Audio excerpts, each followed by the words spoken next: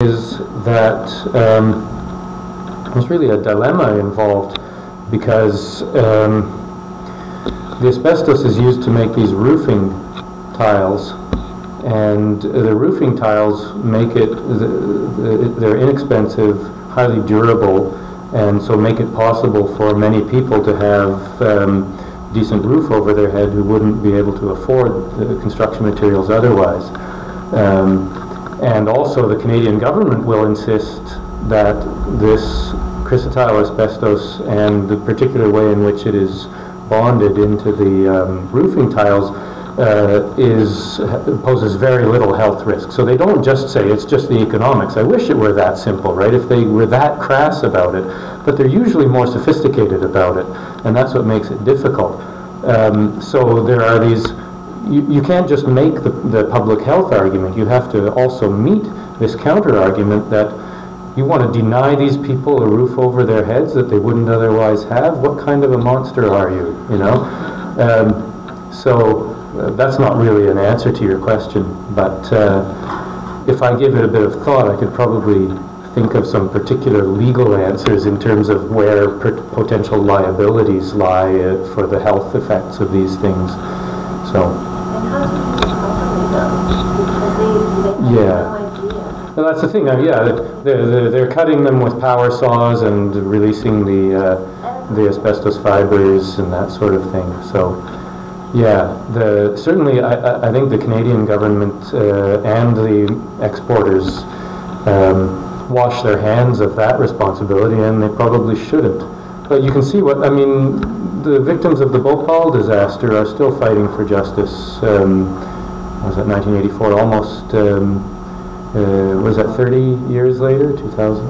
Oh, sorry, 25, yeah. My mental arithmetic is terrible, but yeah, 25 years later, still fighting for justice.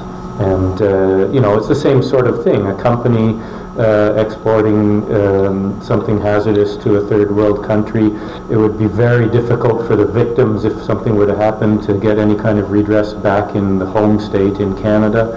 And in the host state, probably also very difficult. So, yeah. There's one thing we haven't talked about. It's our fault, because but there's such a pattern of having standards, one set of standards at home, and not having those standards abroad, and it's particularly dramatic for the Canadian mining companies. Canada is one of the biggest mining powers in the world. We have huge foreign operations in our mining companies, and those companies' capacity to violate human rights in the countries where they're operating, most recently in Mexico, where some protesters were shot by former employees of the Canadian company, which of course denied responsibility. Pardon? The pasta with conchos, I think it was. Could have been, yeah. About 2 months ago. And one of the issues we try to grapple with in the book is how do you cope with this? Because the companies say, well, if we have to abide by Canadian law abroad, then it'll be Chinese companies that go and do the same thing. So we're not going to improve anything. It's just we're going to not make money, and so Canadians are going to suffer from not getting the benefit of the taxes we pay.